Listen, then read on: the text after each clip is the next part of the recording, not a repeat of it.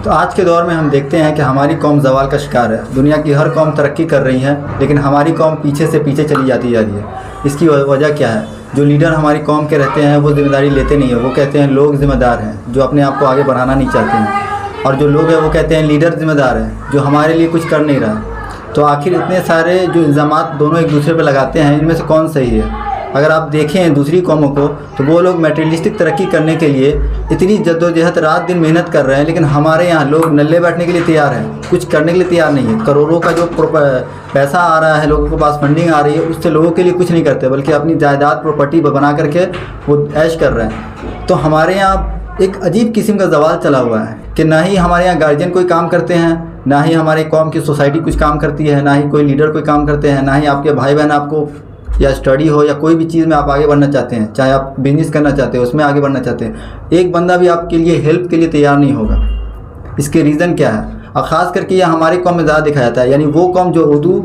ज़बान जानती है, लिखती है, पढ़ती है। ये अलग बात है कि वो कौम की जो ज़बान उर्दू है उनसे वो कट चुके हैं पूरा। आज के दौर में उर्दू ज़बान की कोई रिलेवेंट नहीं है।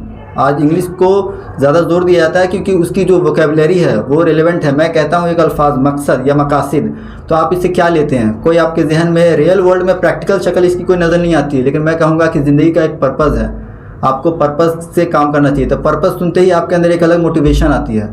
तो इसको कहते हैं ज़बान का ज़िंदा होना, यानी ज़बान रिलेवेंट है।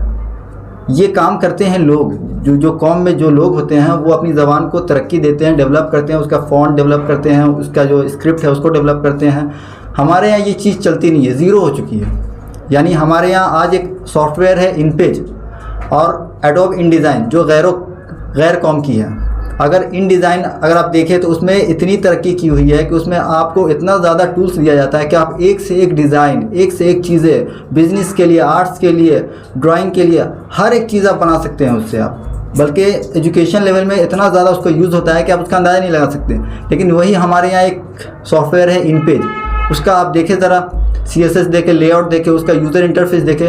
2000 मतलब 20 साल हो गए, 2000 से आप देखेंगे उसमें कोई भी डेवलप नहीं आया, उसमें कोई भी मतलब वर्जन नहीं आया, उसका मतलब अपडेट नहीं आया।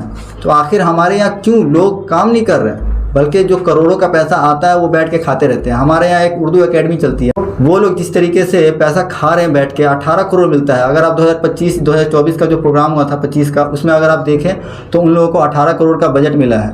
वो 18 करोड़ जो लीडर बैठे हुए हैं, कुछ ग्रुप है, वो सब खाते जा रहे हैं पैसा। तो हमारे यहाँ जो उर्दू कौम का ज़वाल चल रहा है उसमें हमारे उलमा लोग की कमी नहीं है। उन लोगों ने बहुत सारी मेहनतें की हैं, बहुत सारी किताबें लिखी हैं। अगर आप उर्दू का तारीख़ देखें तो उर्दू ज़बान में ऐसे ऐसे इंटेलेक्चुअल्स, उलमा, थिंकर्स, फ़िलोसफर्स पैदा हुए हैं जिन लोगों ने कौम को आसमान पर पहुंचाने का पूरा रोड मैप दिया है आपको। लेकिन क्या वजह है कि उस रोड मैप को हम लोग ले नहीं पा रहे। हमारे कौम के जो बच्चे हैं वो उनसे कुछ सीख नहीं पा रहे हैं, उनसे ले करके दूसरी कौम से कम्पीट नहीं कर पा रहे हैं। आज हम हर जगह ज़वाल का शिकार है और हम इल्म के मामले में बहुत पीछे रह गए हैं। इल्म हो गया, साइंस हो गया, आर्ट्स हो गया, लैंग्वेज हो गया, जो हमारी ज़बान, अगर इंसान ज़बान से कट जाता है तो फिर वो आगे नहीं बढ़ सकता। मौलाना अब्दुल हक जो उर्दू के बहुत बड़े मतलब उनको प्रमोशन में उन्होंने बहुत बड़ा काम किया है, अंजुमन उन्होंने कायम की थी, उनका एक आर्टिकल था तराजुम की अहमियत। उस तराजुम की अहमियत अगर आप पढ़ेंगे, यानी ट्रांसलेशन की क्या अहमियत होती है, इंपॉर्टेंस होती है, उन्होंने उसमें कहा था कि जो कौम चाहती है कि वो दुनिया में तरक्की करे, दुनिया में आगे बढ़े,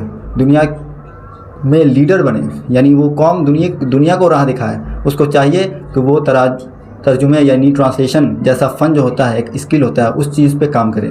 वो दूसरी ज़बानों से अपनी ज़बान में ट्रांसलेशन का जो फ़न होता है वो अपने बच्चों को सिखाएं और वो चीज़ सिखा करके वो दुनिया को बेनिफिट्स दे, अपनी कौम को बेनिफिट्स दे, कौम की खिदमत करें।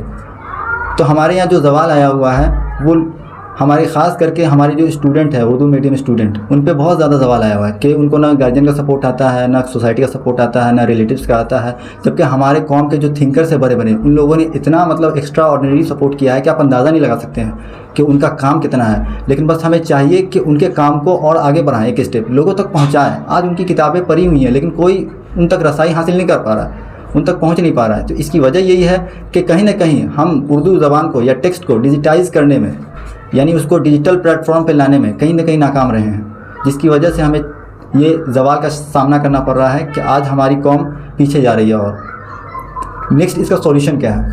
अगर हम क्या क्या वो एक्टिविटीज़ लेंगे कि हम फिर से तरक्की याफ्ता कौम बन जाए। हमारा जो ज़वाल है, हमें जो कमतर छोटा समझा जा रहा है, हम पढ़ाई लिखाई में जो पीछे रह गए हैं, हम जो ज़बान से कट गए हैं। जहाँ तक कि कहा जाता है कि अंग्रेज़ी से लाख गुना मुश्किल ज़बान उर्दू है, क्योंकि इसमें इतने ज़्यादा कॉम्प्लेक्सिटी है, पेचीदियाँ हैं, इतने ज़्यादा इसमें ग्रामर्स का, इसमें लहजा का जो डायमेंशन होता है उसका ख्याल रखा जाता है। क्योंकि जाहिर सी बात है कि आपने सुनी होगी कि उर्दू पोइट्री जो है ये दुनिया में नाम है, कहीं ज़्यादा इतना इसमें साउंड नहीं है उर्दू ज़बान में जो किसी दूसरी ज़बान में आपको नज़र आती है। यही वजह है कि क्योंकि उर्दू एक बहुत खूबसूरत ज़बान है, लेकिन हम लोग इससे कोई फ़ायदा नहीं उठा पा रहे हैं और उर्दू को हम लोग कुछ दे नहीं पा रहे हैं। जब तक हम लोग अपनी ज़बान पे काम नहीं करेंगे, जिसको कहते हैं लिंग्विस्टिक एक्सेलेंस, यानी ज़बान में आपको होल्ड होना चाहिए, पोइट्री में आपको, एक्सप्रेशन में आपको, रिटॉरिक जिसको बलागत कहते हैं, वो चीज़ें हमारे यहाँ पढ़ाई नहीं जाती है, जबकि ये चीज़ें ही इंसान को तरक्की की राह पे लेके जाती है।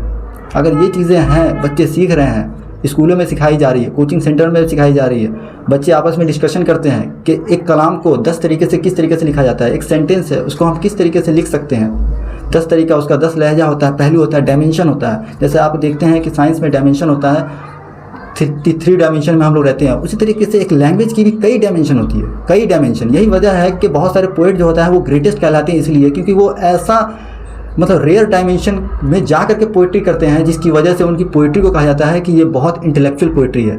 तो ज़बान का एक पहलू होता है, डायमेंशन होता है, वो चीज़ें हम लोग को सिखानी है। वो आती है तर्जुमे से, ट्रांसलेशन से, और ये तब हम, और इसका सॉल्यूशन यही है कि हम अपने लोगों पे, हम अपने स्टूडेंट, हम अपने दोस्तों से इंटेलेक्चुअल बात करें, डिस्कशन करें, अपने आप को उनसे कंपैरिजन करके देखें कि भाई तुम कितना जानते हो, मैं कितना जानता हूँ। दोनों आदमी बात करते हैं, आगे बढ़ते हैं, क्योंकि जब तक आप डिस्कशन नहीं करेंगे, सवाल नहीं करेंगे, आपको कुछ भी आगे बढ़ने का रास्ता नहीं निकलेगा।